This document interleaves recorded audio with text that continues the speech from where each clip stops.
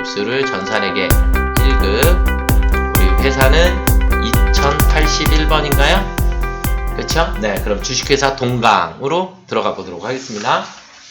자, 이제 실기 문제를 풀어 드릴 건데, 실기 문제를, 네, 큰 문제 1번서부터 설명드릴 건데, 1번에 3번이 제일 큰 문제였죠. 그쵸? 네, 1번에 3번이 제일 중요한 문제이기도 하고, 점수 비중도 뭐 항상 제일 많이 나오는 이제 그런 부분인데, 자, 천천히 1번서부터 순서대로 가보도록 하겠습니다. 여러분들 맞았는지 틀렸는지만 체크를 잘 제대로 해주시고, 네. 자, 그러면 첫 번째, 소미은행은 신규 거래처이다. 거래처 등록에 추가로 등록하시오. 그래서 거래처 등록에 들어가셔서 은행이니까 어디로 가야 돼요? 금융기관. 그래서 금융기관에다가 코드번호 98004번. 그래서 소미은행. 그 다음에 보통예금이라고 했고요. 계좌번호는 뭐 9717189892 해주시면 되겠고, 어디 지점인지 이런 설명은 안 나와 있죠? 그렇죠? 네, 뭐 개설일도 안 나와 있으니까 그냥 여기까지만 등록해 주셔도 정답입니다. 아시겠죠?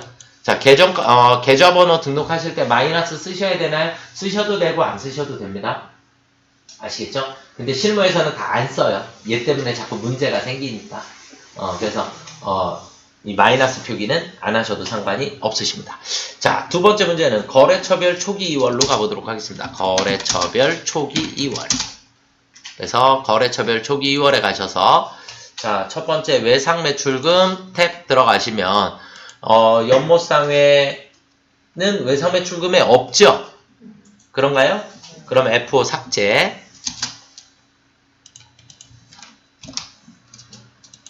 이해가 되셨나요? 자, 그 다음에 그림전자 750이고, 그 다음에 하늘상사가 230만원이죠. 이해가 되셨나요? 그러면 여기에 있는 빨강 색깔 차액이 없어져요. 그쵸?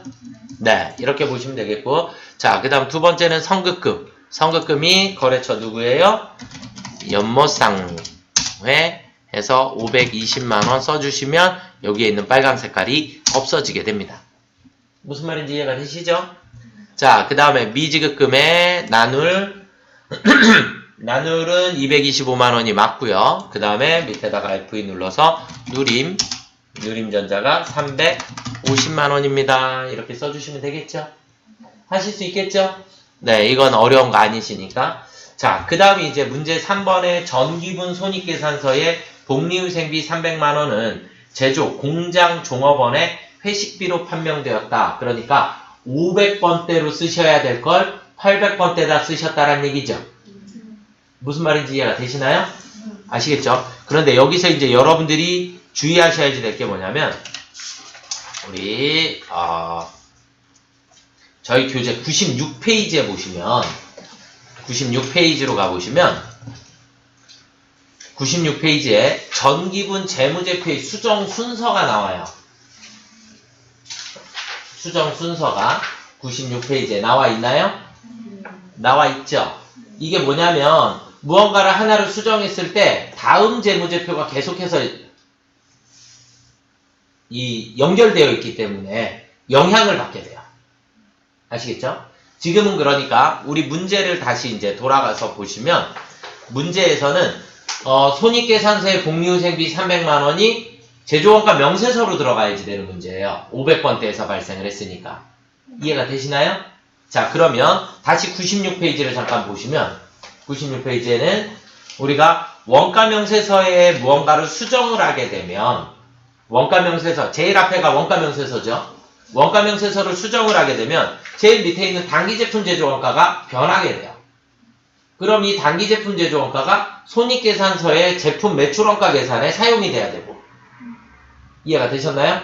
그리고 나면 단기순이익이 변동이 되게 되고, 단기순이익이 잉여금 처분계산서로 가게 되고, 그러면 잉여금 처분계산서에 단기순이익이 바뀌었으니까 위에 있는 미처분이익잉여금이 바뀌게 되고, 그 미처분이익잉여금은 재무상태표에 2월 이익잉여금으로 수정을 하게 돼요. 무슨 말인지 이해가 되셨나요? 이렇게 되다 보니까 우리가 손익계산서의 복리후생비에서는 300만원을 빼야 하고, 그쵸? 그 다음에 원가명세서에서는 복리후생비 300만원을 더 넣어주셔야 되겠죠?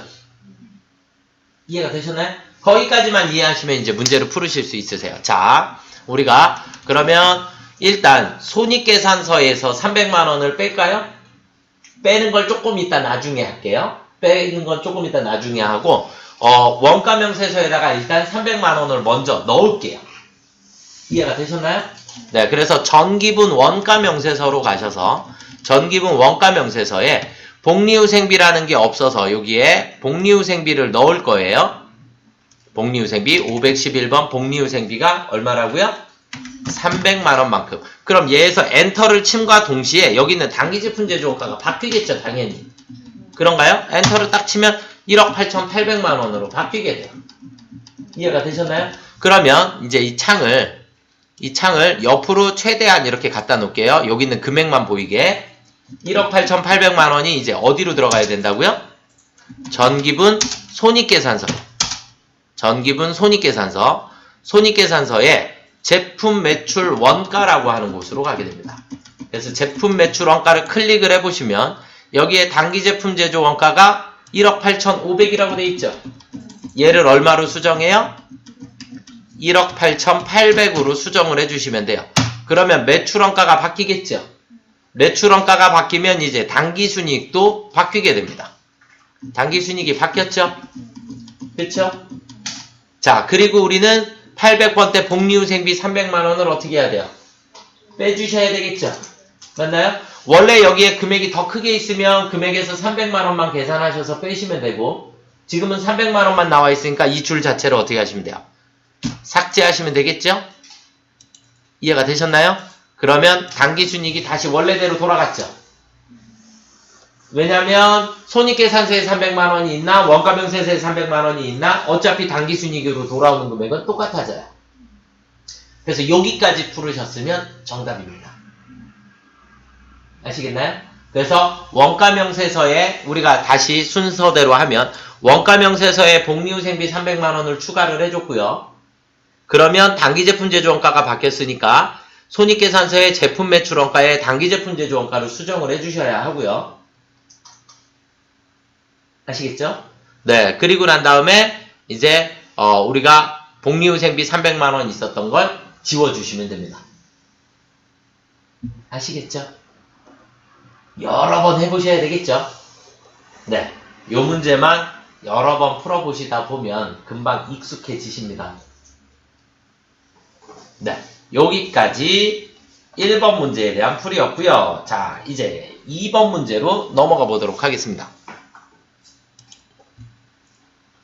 2번 문제로 넘어가시면 2번 문제에서부터는 이제 일반전표 문제입니다. 일반전표.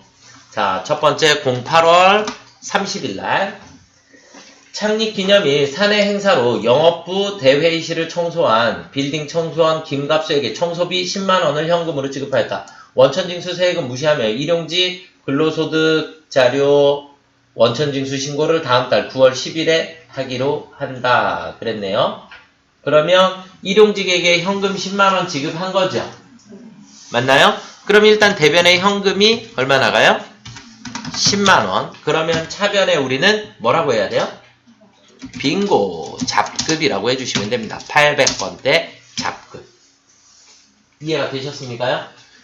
일용직은 나중에 이제 세무 2급에 올라가시면 세무 2급에서는 일용직 근로소득세 원천징수라는 걸 배우시게 돼요.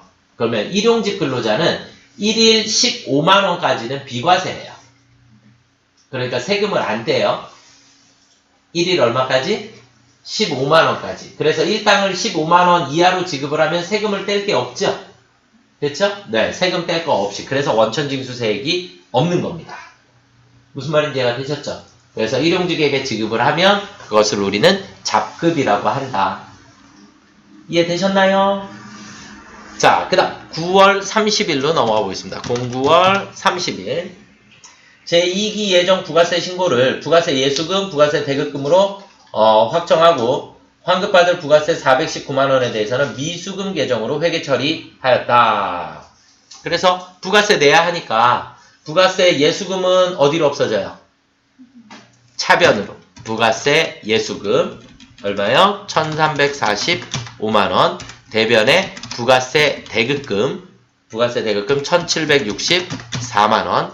그럼 419만원에 마이너스가 생겼죠, 화면에? 그쵸? 마이너스가 생겼으니까 우리 차변에 뭐라고 하면 돼요? 미수금이라고 처리해 주시면 됩니다. 이거 어제 우리 결산했죠? 그래서 부가가치세 정리하는 문제예요. 부가세는 1년에 4번 정리를 하게 됩니다. 3월 31일, 6월 30일, 9월 30일, 12월 31일 날. 아시겠죠? 환급세액이 생기게 되면 미수금이고 납부세액이 생기게 되면 미지급세금이고. 이해되셨나요? 네. 자, 그 다음은 문제 3번 11월 15일 날로 가보도록 하겠습니다. 11월 15일 날 신제품을 개발하고 특허권을 취득하기 위한 수수료 220만원을 보통예금으로 지급하였다. 그럼 대변에 보통예금이 220만원이 나가나요? 그쵸? 차변에 무형자산으로 처리하라 그랬죠? 그러니까 뭐라고 해야 돼요? 네, 특허권이라고 해주시면 되겠죠. 이해되셨죠? 11월 24일로 가보겠습니다. 11월 24일 제품 매출처인 수미마트의 외상매출금 1,500만원이 조기 회수되어 매출대금의 2%를 할인해주고 나머지는 보통예금으로 송금받았다. 그럼 차변에 보통예금 들어오고 대변에 외상매출금이 없어지면 되죠? 맞나요? 그럼 일단 대변에 외상매출금 수미마트 얼마가요? 1,500만원이 없어지게 되고요. 차변에 보통예금이 들어오는 건 우리 2%면 얼마예요? 30만원인가요? 30만원을 뺀 1,470만원이 들어와야 되겠죠? 그쵸? 네. 조기 결제해서 값을 깎아주는 걸 우리는 매출 할인이라고 하죠. 그래서 할인이라고 쳐볼게요. 그러면 밑으로 내려가 보시면 매출 할인이라고 하는 계절 과목이 나오게 됩니다. 그런데 중요한 건 무슨 매출처? 제품 매출처. 그래서 406번 매출 할인을 써주셔야 합니다. 이해가 되셨습니까? 네. 자, 그 다음은 12월 24일입니다. 12월 24일 당사는 전 임직원의 퇴직금에 대하여 확정 기여형 퇴직연금에 가입하고 있으며 10월분 퇴직연금 1,400만원을 보통예금 계좌에서 이체하여 납부하였다. 그럼 확정 기여형은 우리 계정 과목이 뭐예요? 퇴직급여. 확정 급여형은 퇴직연금 운용자산. 맞나요? 네. 그래서 일단 대변에 보통예금은 1,400만원이 빠져나갔고요. 차변에 퇴직급여라고 해주시면 되는데 퇴직급까지 쓸게요. 그럼 퇴직급여 800번대가 얼마래요? 600. 그리고 퇴직급여 500번대가 나머지 800만원이 되겠죠. 이해가 되셨습니까요? 네. 자, 그 다음은 12월 30일입니다. 30일날 국민은행에 받으러움의 추심을 의뢰하고 수수료 4,500원을 현금으로 지급했대요. 그럼 대변에 현금이 일단 4,500원 나가나요? 그쵸? 차변에 우리 뭐라고 하면 돼요? 네, 그냥 수수료 비용. 831번 수수료 비용이 됩니다.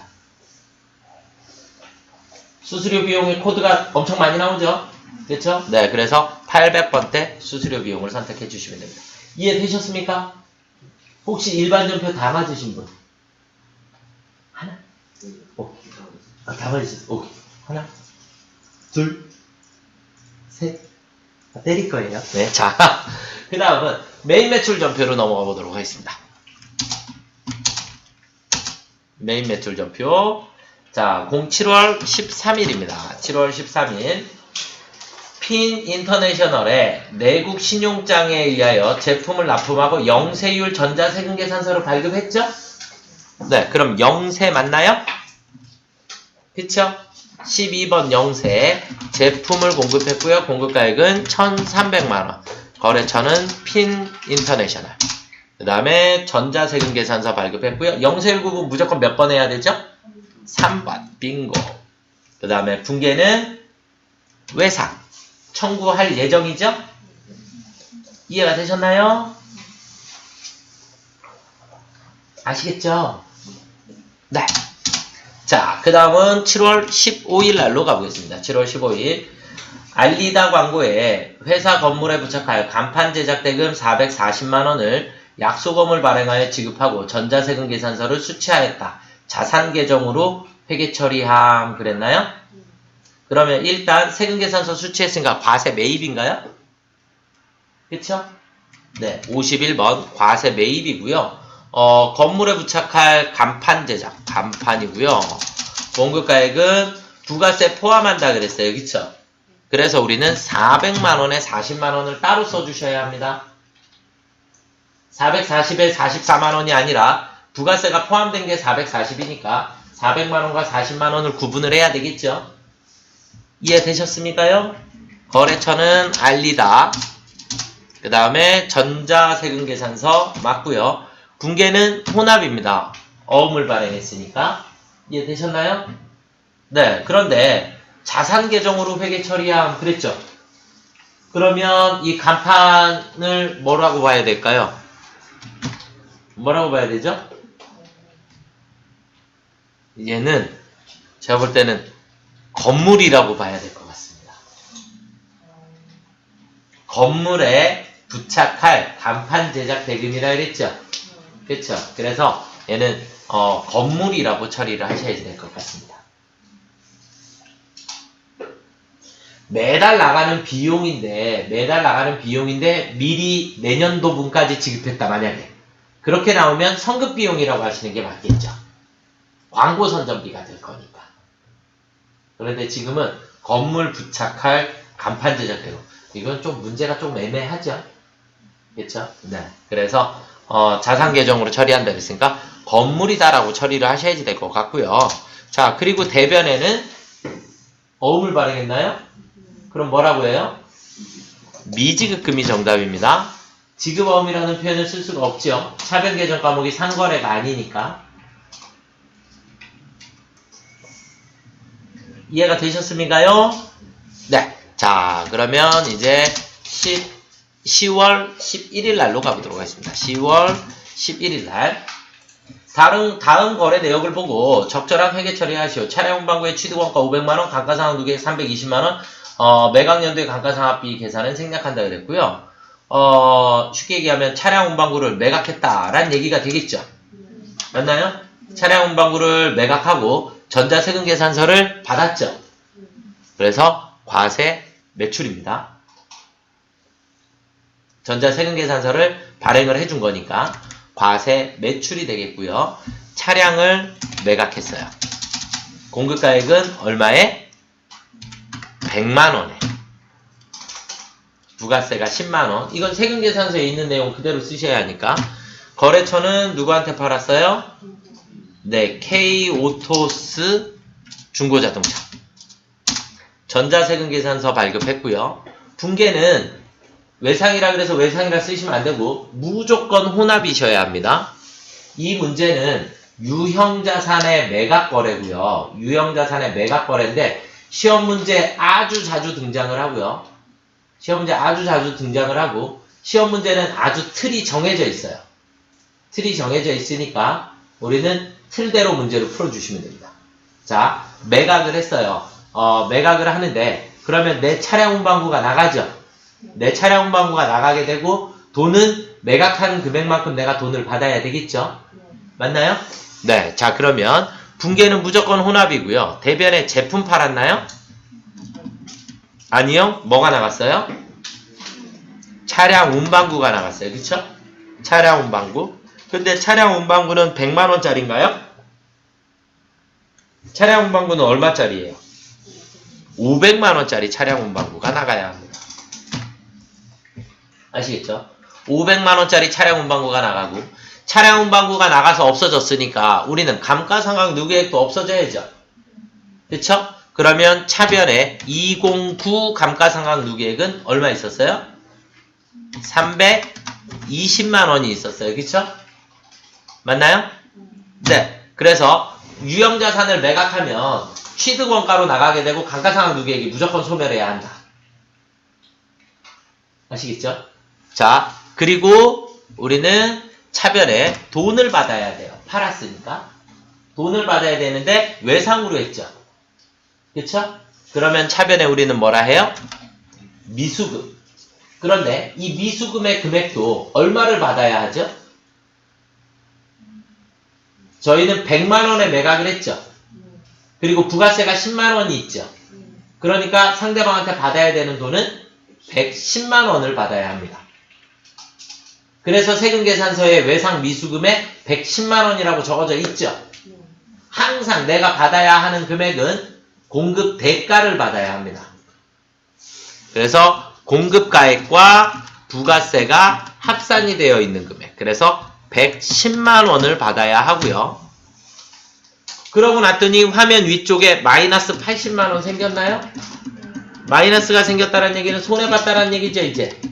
그쵸? 그래서 차변에 우리는 뭐라 해요? 유형자산 처분 손실이라고 해주시는 겁니다. 이 문제는 정말 자주 등장을 합니다. 여러분들이 잘 암기하고 계셔야 합니다. 자, 다음 문제로 넘어가 보도록 하겠습니다. 문제 4번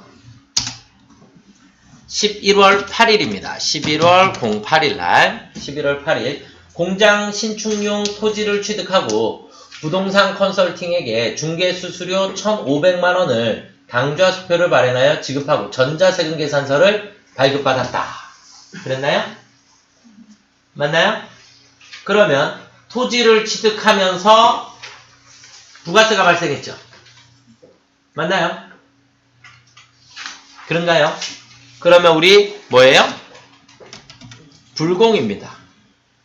수수료 공급가액은 1,500만원에 150이 될 거고요. 거래처는 부동산 컨설팅, 그 다음에 전자세금계산서를 발급받았고요. 불공제 사유에서 F2 눌러보시면 토지의 자본적 지출 관련입니다. 이해가 되셨나요? 네. 그 다음 분계는 대금은 수표를 발행해서 지급했으니까 혼합. 차별의 원재료가 아니라 우리 뭐라고 써야 돼요? 토지. 그쵸? 토지를 취득하면서 수수료 들어간 거니까 토지의 원가에 포함해 주셔야 하겠고요. 대변에 당좌예금 나가면 되나요? 이해가 되셨죠? 자, 11월 12일 날로 가보도록 하겠습니다. 11월 12일 날 주식회사 부산에 제품을 판매하고 신용카드로 결제받았다. 그러면 카드 과세 매출인가요? 맞나요? 17번입니다. 카드 과세 매출 제품 팔았고요. 전체 금액 165만원을 써주시면 알아서 금액이 쪼개진다 했어요. 카과, 현과, 건별 세 가지는 알아서 금액이 나누어집니다. 네, 그래서 165만원을 써주시면 150에 15만원. 이해가 되셨나요? 만약에 자 지울게요. 다시. 자, 예를 들어서 카드 과세 제품이라고 썼는데 공급가액에 제가 실수로 150만원이라고 썼어요. 그럼 이렇게 나눠져 버리죠. 나눠지면 다시 한번 쓰시면 돼요. 150에 15만원. 이렇게 그냥 손으로 써주셔도 됩니다. 아시겠죠? 처음에 한 번은 자동으로 나눠지는데 그 다음서부터는 그냥 숫자 입력하는 대로 입력이 되니까 다시 해서 맞춰주시면 될 것 같고요. 거래처는 누구한테 팔았다고요? 부산. 우리 회사가 동강이에요. 아시겠죠? 신용카드사는 F2 눌러보시면 BC카드라고 중간에 보이시나요? 네, 저 꼭대기 위에도 진한 글씨로 BC카드라고 써져 있고요. 분계는 제품 팔고 카드로 받았나요? 그럼 분계는 뭐예요? 외상. 그렇죠? 그래서 외상 매출금이라고 하셔야 합니다. 미수금이라고 하시면 안 되고. 아시겠죠? 그래서 외상 매출금에 거래처는 BC카드가 이렇게 걸려 있으면 정답입니다. 아시겠죠? 네. 자, 그 다음은 12월 5일입니다. 12월 05일 날 생산부문 공장 직원들에게 사내 식당에서 제공할 식사에 필요한 잡곡을 직접 구입하면서 전자 계산서를 수취했죠? 계산서를 받았으니까 면세 매입 53번입니다. 잡곡 공급가액은 35만원이 되겠고요. 거래처는 콩콩인가요? 네, 전자가 맞고요. 분계는 혼합. 차변에 생산부분 직원들 위해서 쓸 돈이니까 복리후생비가 되겠죠? 맞나요? 대변에 미지급금이라고 해주시면 되겠죠. 자, 그 다음 문제 4번은 오류가 발견되었다. 오류를 정정하시오. 오류 정정 문제입니다. 문제 4번. 자, 8월 9일날 보통예금 계좌로 입금된 450만원 외상매출 회수로 회계 처리하였으나 실제 내용은 제품 매출에 따른 계약금으로 밝혀졌다. 그러면 일반 전표에 가야 있을 것 같습니다. 일반 전표에 08월 09일날. 그러면 외상매출금 보통예금이라고 되어 있죠? 그런데 외상매출금이 아니라 계약금을 받았다 그랬죠? 그랬으니까 뭐라고 해야 돼요? 선수금이라고 해주시면 되겠죠. 이해가 되셨나요? 네, 계정 과목 이름을 선수금으로 수정해 주시면 됩니다. 자, 그 다음 9월 10일날 국민건강보험공단의 생산직 사원에 대한 건강보험료 54만원을 보통예금으로 이체하고 회사부담금과 종업원 부담금을 전액 복리후생비로 회계 처리하였는데 회사부담금과 종업원 부담금의 비율은 5대 5이다 그랬어요. 그러면 날짜를 한번 가볼게요. 09월 10일날 복리후생비가 54만원이라고 되어 있는데 복리후생비 회사에서 부담한 것은 50%죠? 그럼 27만원인가요? 네, 그러면 차변에 나머지는 근로자가 부담을 했겠죠? 종업원 부담금은 우리 뭐라 해요? 빙고, 예수금이 되겠죠? 종업원 부담금은 우리가 월급 지급하면서 원천 징수했을 거니까. 이해가 되셨습니까요? 아시겠나요? 네. 자, 그 다음에 우리가 결산 문제로 넘어가 보도록 하겠습니다. 첫 번째, DMAR 재고조사 결과 제품 300만원이 부족하여 확인한 결과 대한적십자에 불우유토끼 물품으로 기부한 것으로 확인되었다 그랬어요. 그러면 12월 31일 날 대변에 우리 회사 제품이 빠져나갔죠. 맞나요? 우리 제품이 빠져나가면 적요 몇 번? 8번. 얼마가 빠져나갔다고요? 300만원이. 그래서 얘를 우리는 뭐라 해라?